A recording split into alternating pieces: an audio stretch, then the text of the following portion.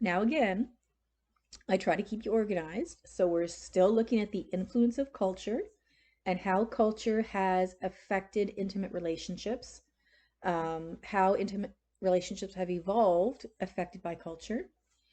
And part of this includes technology as one of the things that has affected intimate relationships. And your text uses reproductive technology as an example of this. I actually have a lot of knowledge about this. Let me rephrase that because that sounds arrogant. I have more knowledge than normal about this because my master's research focused on the social and legal effects of new reproductive technology. So this refers to sperm donors, egg donors, in vitro fertilization, surrogacy, and several other procedures. You can literally look at a catalog and choose the traits you hoped your future child would have with no intimate relationship at all. Now, personally, I feel even more than reproductive technology, looking at new technology, the most important development that affected intimate relationships was the pill. You might not think of the pill as new technology, but it's new technology. Birth control that's easy to take, affordable, safe, and effective. This is something that's been around for decades, so you don't recognize it as new, but realize there were hundreds of years before it emerged without it. By the late 50s, you could get the pill from your doctor, but only if it was prescribed for therapeutic reasons, meaning for health reasons. So a woman who had menstrual irregularities of some kind, trouble with their cycle, painful cramping, that sort of thing, it would not be prescribed for birth control purposes. So it was difficult to get. Widely available birth control changed patterns of dating. So these are actually some of the first condoms that were mass produced. Widely available birth control changed what it meant to be intimate. It meant that intimacy and intercourse did not necessarily have to go together. It changed the social necessity of marriage to make intercourse a possibility and to make intercourse socially accepted. It changed married life. It changed parenthood. It changed parenting. Birth control is extremely, extremely important because it affected dating, intimacy, relationships, marriage, having children, birth spacing, female education, even female participation in the workplace because it allowed a woman to put off having children. The general societal attitude towards premarital sex or any kind of sexual activity progressed with each decade in a slow and generally predictable manner. It was not overnight. Think about this.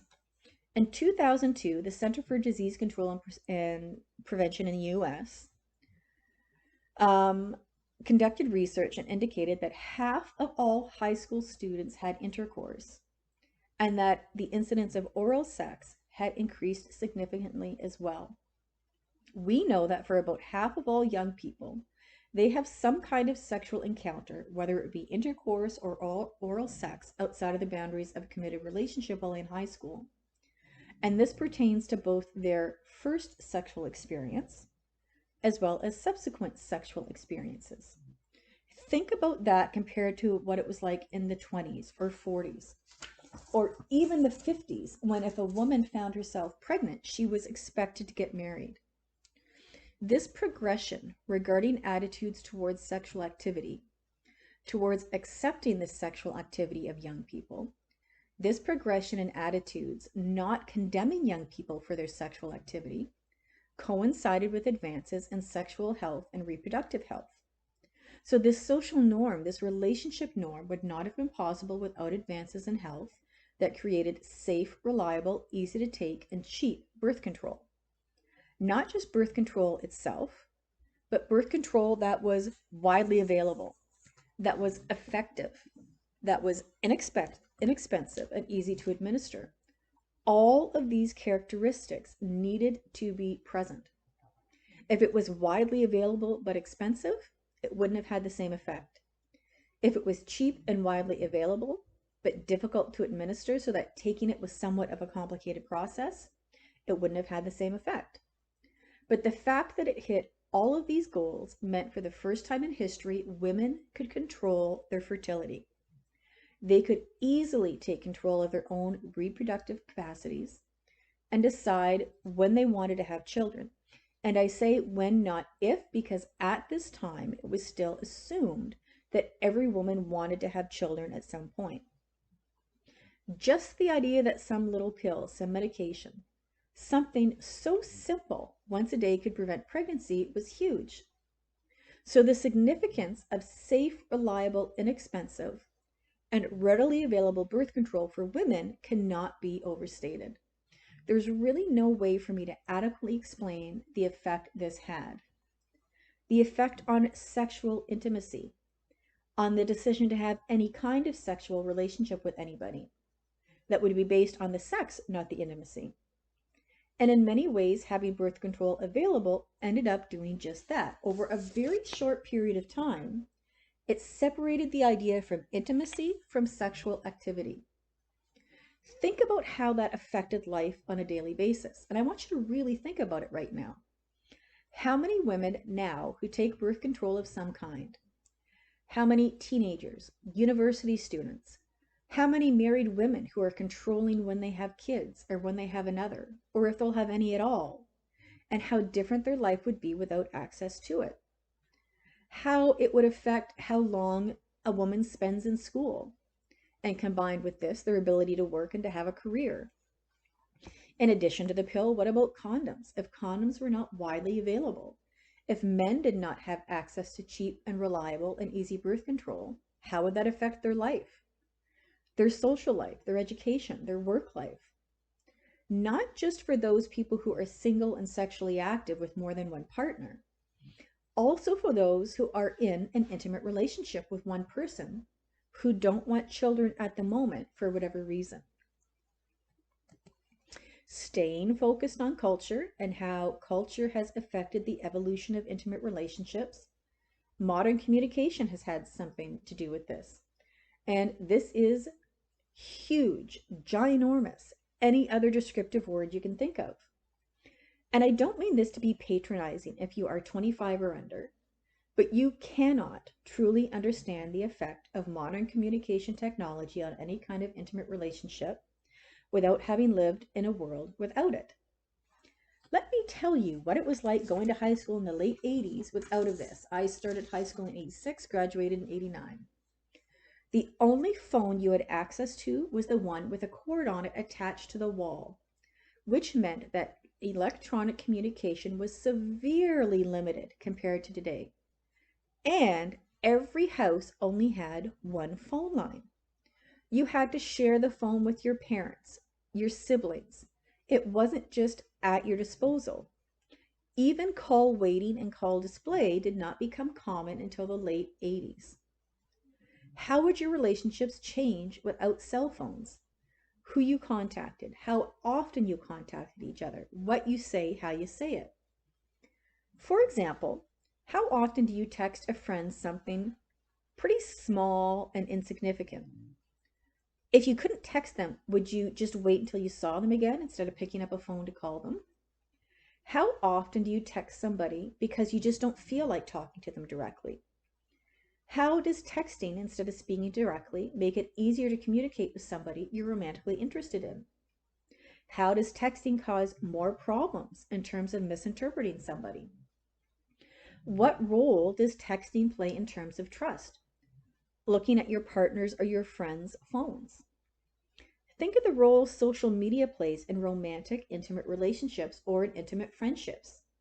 Adding or deleting somebody from your social media account, what your status says in the account, what you or the other person post on social media. Maybe you've had a friend or partner who seems to always have their face in their phone, including when you're talking to them or having dinner or watching a movie all the time. This is called technoference, the frequent interruptions or interactions caused by various technological devices. This just drives me nuts. When I used to drive my son to school, I would see a parent always walking their child to school and then picking their child up for school. And the child would be walking beside them and the parent always had their head in their phone. I just could not understand it. Do not put up with that. It's insulting, demeaning, and if you do it, stop. Phubbing refers to a person specifically focusing on their phone, thus ignoring their partner. This is insulting. It's extremely rude. What it does is send a message to your partner that you take them for granted that they're going to be there and you prefer to focus on something else. What's more important, you or the phone? Don't put up with this. So the development of mass communication technology is part of our culture, and this has, without a doubt, had an effect on all kinds of intimate relationships. Now, the last aspect of culture we're going to mention in regard to its effect on intimate relationships is one you might not think of on your own, and that is sex ratios. What this means is the ratio of men to women in a society. If a society has a high sex ratio, it means there's more men than women. If a society has a low sex ratio, it means there's more women than men. If you hear a noise in the background, it's because my dog's scratching at the carpet to lead him. In a culture or a society with a high sex ratio, more men than women, it tends to be more traditional in nature. By this, I mean they are more likely to have more men working outside the home while the women stay at home. It's more likely to be a more sexually conservative culture. And it's the opposite in a culture with a lower sex ratio. So before actually reading the examples in the text, the first one that came to mind for me was China. China used to have a one-child policy in place from 1979 to 2015, which combined with the strong preference for male children to begin with, resulted in years and years of sex selection during pregnancy to ensure a male child was born, or infanticide of female infants. And as a result, the sex ratio in China is not just high, it is really high. Out of China, looking at China's population of approximately 1.4 billion people, there are nearly 34 million more males than females. That's huge. India is another country with a long historical preference for sons instead of daughters. It has a population of approximately 1.3 billion people, and in that there are 37 million more males than females. These are huge, huge differences. So it's important to look at the actual numbers, because when you look at the percentages, you think, oh, it's just a couple percent. It's not that much. But because the numbers are so big, it is significant. So to just kind of summarize the influence of culture on the evolution of relationships, this includes the legal evolution regarding divorce. And our culture overall has changed because of economics, because of more of an emphasis on individualism, new technology, new communication technology, and because of sex ratios. So again, all of that has to do with the influence of culture on intimate relationships. The second main influence is experience. Now, you might have studied attachment styles in other courses, and what this means is looking at the kind of attachment an infant has to their caregiver, and how this then affected the infant's ability to develop a secure attachment to others. It was in the 1950s that Dr. John Bowlby, who you can see here, he was a British psychologist, psychiatrist, and psychoanalyst. It was in the 50s that he argued that if a child is separated from their mother or mother substitute for an extended period of time, it might cause the child irreparable damage. Now, just as a side note, it's interesting to look at Dr. Bowlby's personal history, because this is something he dealt with in his own life, which to me explains why he felt so strongly about a child not being with their mother. He was born into an upper middle class family, and because of this was raised primarily by nannies, not his mother. He would see his mother for about 1 hour a day, because at that time, at that social class, it was believed if a parent showed too much affection to their children, it would spoil them. So that was considered completely normal. In fact, at one point, his older sister, when she was an infant, was left with her nanny for 6 months by their mother when she went to visit their father, who was away. During World War I, when he was 7, he was sent to boarding school. And again, this was considered totally normal for his age and social class. But he later wrote in one of his books, quote, "I wouldn't send a dog away to boarding school at age 7." So he has very definite ideas. He had personal experience with not having a very close relationship with his mother at all. These days, we'd say he has abandonment issues. So Bowlby began attachment theory, which states that infants will display various patterns of attachment to their major caregiver, who is usually their mother. Now, in 1951, he wrote a report, and in it he said, "The infant and young child should experience a warm, intimate, and continual relationship with his mother, or personal mother substitute, in which both found satisfaction and enjoyment.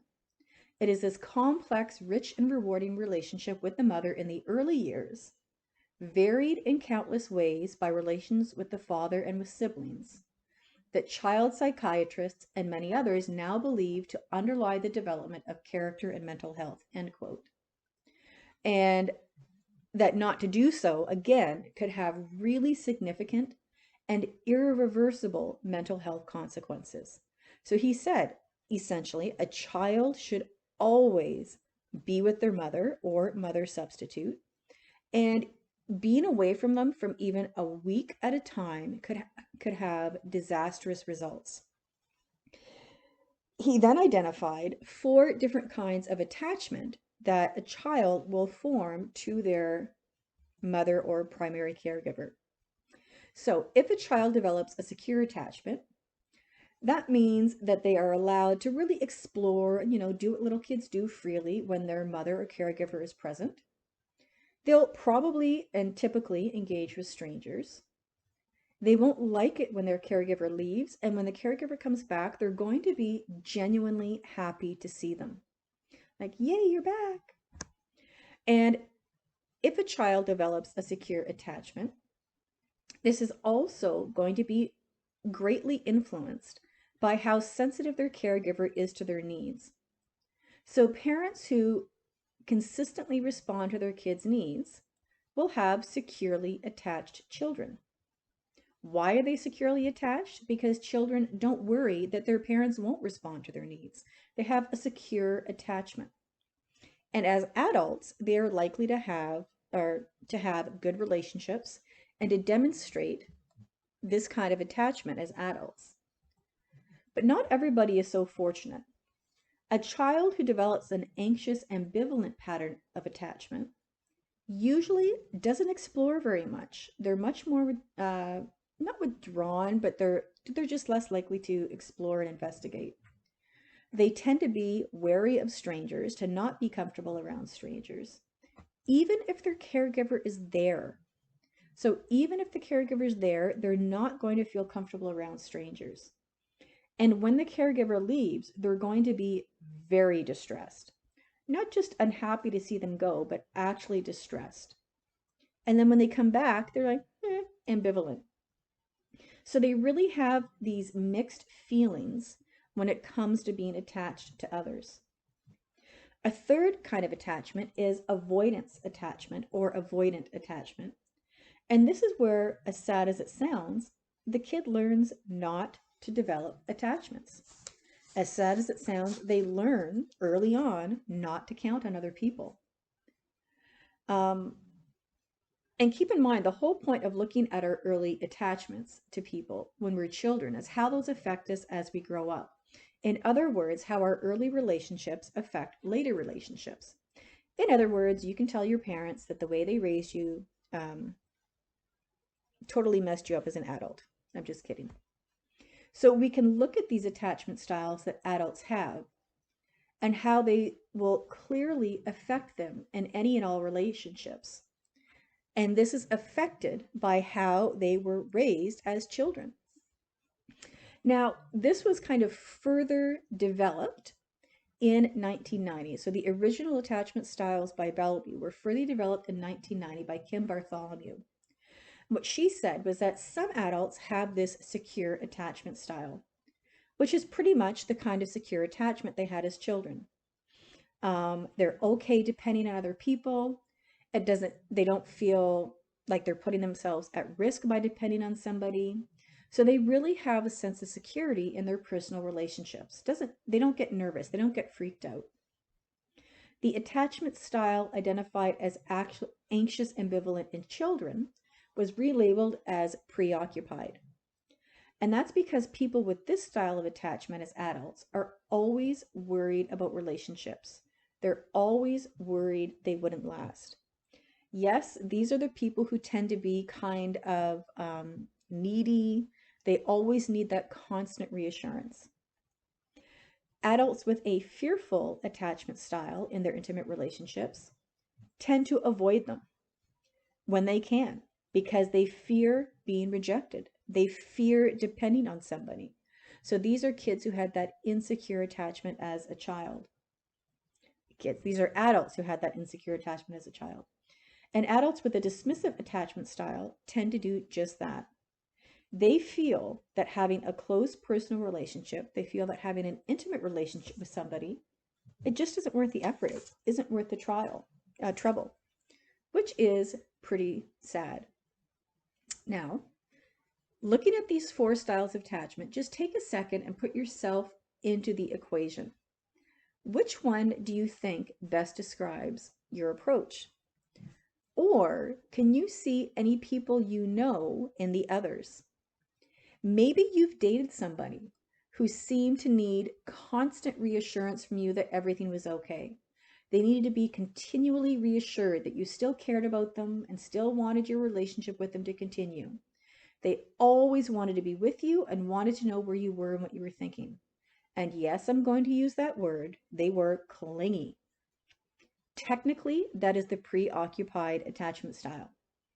Maybe you've dated somebody who had a fearful attachment style, so that you never seemed to be able to get your relationship past a certain point. It felt like they were always keeping you at a bit of a distance and not letting the two of you get too close. Now, I want you to realize that these 4 styles of attachment are pure types. They're not ideal types. Sorry, they are ideal types, and that the majority of close personal relationships do not fall 100% into one. So they don't fall into one style and then that's it, and they stay there no matter what without change. Typically, even the longest lasting, best relationships in the world will move in and out at least a bit with different styles over the course of the relationship. And is it really unusual for people just starting a romantic relationship to have some degree of fearfulness? I would say no, but that doesn't mean the couple will stay in that style. If a couple has a secure attachment to somebody, does that mean they'll always have a secure attachment? No, it doesn't. And to me, it seems likely that many more people believe they have a secure attachment style than actually do, because it's usually difficult to see our flaws in ourselves. Looking at these styles of attachment, there are 2 main ideas that kind of run through them. And the first is avoidance of intimacy. Avoidance of intimacy is something secure people are not going to do because they don't feel a need to avoid intimacy. There's no basis to avoid it. They have not been taught by experience or by example to avoid it. The second is anxiety about being abandoned. And this is also something secure people will not have for the same reasons. So let me kind of bring all of this discussion about attachment styles and what contributes to having a tendency towards one style over another together, because it's a lot of information and it's a lot of smaller facts. The intimate relationships you have as an adult, whether romantically oriented or not, are affected by your attachment style. And yes, your attachment style as an adult is in part a result of how you were parented even in infancy. Because we learn through socialization, we learn through experience. Your attachment is not set in stone. Once it develops in one way, that isn't it for the rest of your life. It can shift slightly or it can shift dramatically because it's also affected by experience. So, somebody in the early 20s who tends towards a preoccupied attachment style, they need constant reassurance, may become more secure, or it may go the other way. And that does seem to be the easiest distinction to make here in keeping these four types of attachment organized in your head. A person has secure attachments or they don't. And if they don't, oh, sorry, I should have gone forward another slide. If they don't have that secure attachment, it's related in some way to avoidance of intimacy or anxiety about abandonment. And again, this is due in part to how you were raised and in part to the experiences you have or have not had. And to put this even simpler, your past relationships will affect your future relationships positively, negatively, and everywhere in between. And if they affect your future relationships negatively, so you develop a negative attachment style, a negative attachment style can be unlearned and relearned. Have you ever had a really bad breakup with somebody? And by that, I mean you were really upset. You really felt heartbroken. I'm thinking of one in particular for myself, and boy, it was not good. I cried and cried. I couldn't believe it was over. I didn't see it coming at all. And it made me really hesitant to have a relationship with anybody else. I was fearful of being close with anybody else. Specifically, I was fearful of developing any kind of emotional dependency on anybody else. So that one relationship, albeit temporarily, directed me toward a different kind of attachment style. But that wasn't the only one. Picture a roller coaster that goes up and down, and sometimes sideways, and sometimes upside down. Especially through your teen years and your 20s, it sometimes seems that dramatic. And remember, it isn't just romantic, intimate relationships that have an effect, it's all intimate relationships. So this will include friendships as well and family relationships. If you have a really close friendship with somebody and something happens, you find out they spoke to somebody else about something you consider very private and confidential, or they were talking about you behind your back, or you lent them money and they don't pay you back, or you find out they lied to you, or whatever. That's going to have an effect on how you interact with other really close friends, and likely who you become friends with in the future as well.